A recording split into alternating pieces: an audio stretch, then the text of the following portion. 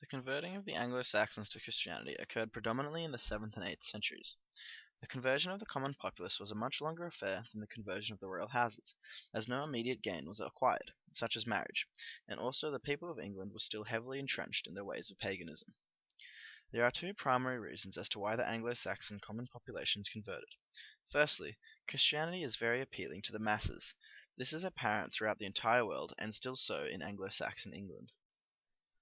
The promise of an equal afterlife was very attractive to the poor, living in constant fear of death and quite often terrible conditions. The institutions that came with Christianity, such as the monasteries, were also very appealing to the poor, as will be discussed further on. Secondly, the Anglo-Saxon common people converted due to the way that Christianity was preached. The combination of a genuinely appealing religion for the poor and its peaceful and allowing way of preaching made the widespread conversion to Christianity inevitable.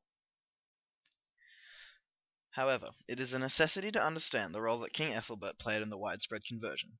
As already discussed, his wife Bertha was a Christian, and hence Ethelbert was accepting of the Augustine mission. According to Bede, upon meeting Augustine, Ethelbert said that "your words and promises are very fair, but as they are new to us, and of uncertain import, I cannot approve of them, so far as to forsake that which I have so long followed with the whole English nation.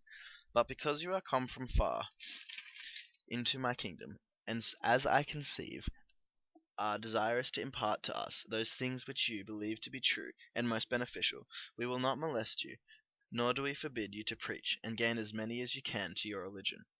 This acceptance and allowance of the missionaries to preach to the Anglo-Saxons was the very first step on the road to full-scale conversion. Without this step, it is uncertain if Christianity would have thrived at all. The first reason to be discussed as to why the common people converted to Christianity is the general appeal of this particular religion to the poor. It is important to first note the conditions of an ordinary Anglo-Saxon or churl.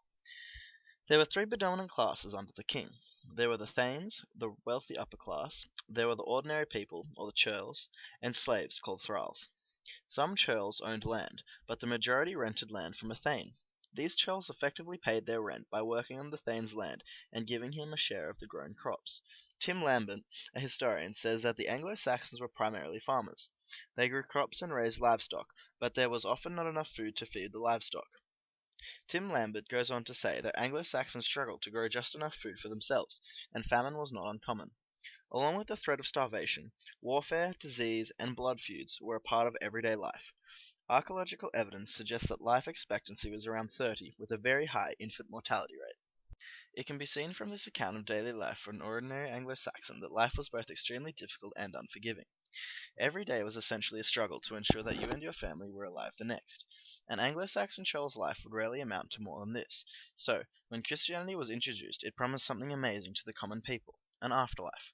It doesn't matter in Christianity who you were or what you did in your life. You were guaranteed eternal life and happiness. Pagan religion provided an afterlife of yet more class division. The more successful you were in your first life, the more rewarded you would be in your second. This is apparent due to the evidence provided at grave sites such as the most famous of those, Sutton Hoo. The more you are buried with, the more you can use in the afterlife. Essentially, a good afterlife relied on a good first life. This almost completely disappears with Christianity. According to Helmut Quester, the religious message that was preached promised gifts, spiritual gifts, to people that went beyond the everyday life experience and promised also immortality. A future life which would be liberation from sickness, disease, poverty, and individual isolation. There is a future for the individual, and the message of the possibility for a human being to be related to something that is beyond the powers of the world certainly has great attraction. For someone living a difficult and unsatisfying life, the promises being made by the missionaries would have been irresistible. The generic appeal of Christianity was effectively one of the predominant reasons that the Anglo-Saxon people converted, and is summed up excellently by Robert A. Giuseppe.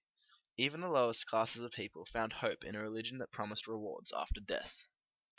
The second reason Christianity was so appealing to the common people was because of the essence of community that it entailed. John H. Morrison states that one should not see the success of Christianity simply on the level of a great religious message. One has to see it also in the consistent and very well thought out establishment of institutions to serve the needs of the community. With the establishment of the missionaries of Augustine in Canterbury and the conversion of King Ethelbert, a decree was made according to Bede, which intended for the missionaries to build or repair churches in all places. Helmut Koester believes that it would take more than a spiritual message to convert the common people, who lived in a world of inequality, and where there was great poverty on one hand and an immense wealth in the hands of a very few people. There was much sickness and disease. Koester states that the Christian community invites one to become an equal with all other members of the community. It does not give you any disadvantages. On the contrary, it gives even the lowliest slave personal dignity and status. Moreover, the commandment of love is decisive. That is, the care for each other becomes very important. People are taken out of isolation. If they are hungry, they know where to go. If they are sick, then there is an elder who will lay on hands to them and heal them. The fact that Christianity provided establishments to better the life of all Christians is a big factor in why the Anglo-Saxon masses converted to Christianity. The fact that Christianity is very appealing to the poor would have been irrelevant had it not been preached in a certain way. This played a very big part in why the Anglo-Saxon masses converted to Christianity. Right from the beginning of the Christian mission to England, the missionaries knew that they had to be accepting to some degree of the pagan beliefs that they would encounter. Two key aspects led to the successful preaching of the Christian message to the Anglo-Saxons. Firstly, was the way that the missionaries somewhat integrated peacefully with society. In a world of violence, this peacefulness was a novelty. Bede says of Ethelbert that after his conversion he had learned from his instructors and leaders to salvation that the service of Christ ought to be voluntary, not by compulsion. This meant that if it was up to the Anglo-Saxons as individuals to make up their minds to convert. It is important to note, however, that according to Bede, when King Ethelbert was induced by the unspotted life of these holy men and their delightful promises, which many miracles they proved to be most certain, believed and was baptized, greater numbers began daily to flock together to hear the word, and forsaking their heathen rites, to associate themselves by believing to the unity of the Church of Christ. Of course, the king converting would lead to a large congregation of commoners wishing to follow on in his footsteps. This is when the mass baptisms of the Anglo-Saxon England began occurring. In his ecclesiastical history of the English nation, Bede says that the missionaries across England imitated the course of life practiced in the primitive church.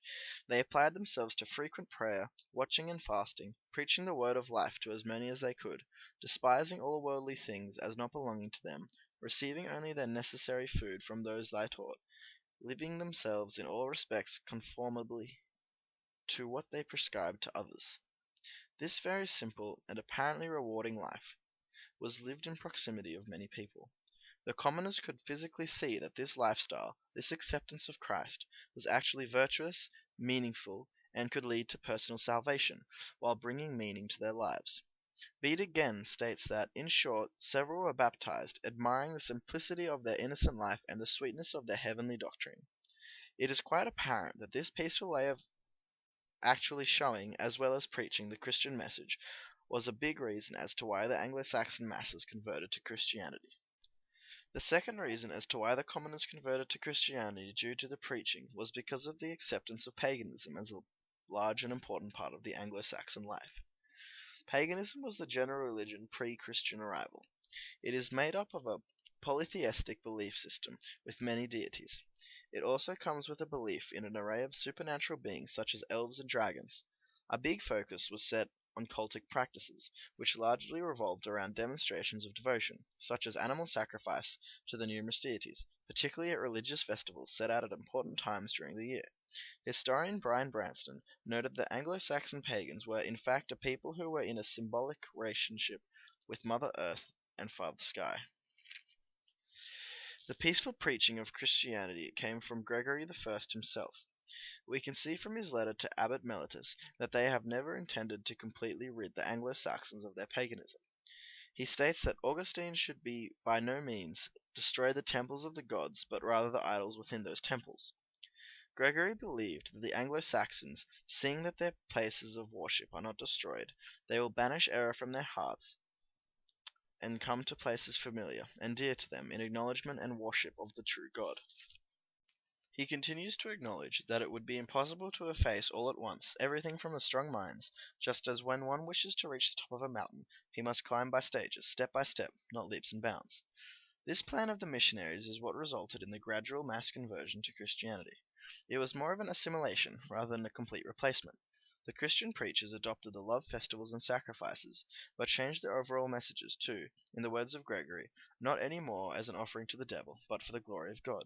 Essentially, the Anglo-Saxons got to keep their favorite parts of paganism. This amalgamation of paganism into Christianity is apparent through much primary evidence. Much of paganism culture became folklore. Magic charms were used pre-Christianity and were kept post-conversion, just with a few tweaks. R.K. Gordon says that the charms were not entirely anti-Christian, which is probably why they were allowed to stay on. The best example of the amalgamation of paganism into Christianity is the Nine Herbs charm. Intended to cure the effects of poison and infection, the charm makes references to both Woden and Jesus Christ. R.K. Gordon says the charm is clearly an old heathen thing which has been subjected to Christian censorship. This idea of morphing the masses' most revered parts of paganism and slowly morphing from them to fit with Christianity is without a doubt one of the most primary reasons as to why the Anglo-Saxon commoners converted to Christianity. It is remarkable how an entire population so entrenched in the ways of their own religion were completely converted to Christianity. For the royal houses, the rewards of Christianity were immediate, hence their faster adoption of the faith. The political benefits available were vast. Upon the introduction of Christianity, conversion often became a prerequisite for important marriages. This is a predominant reason as to why many royal members chose to convert.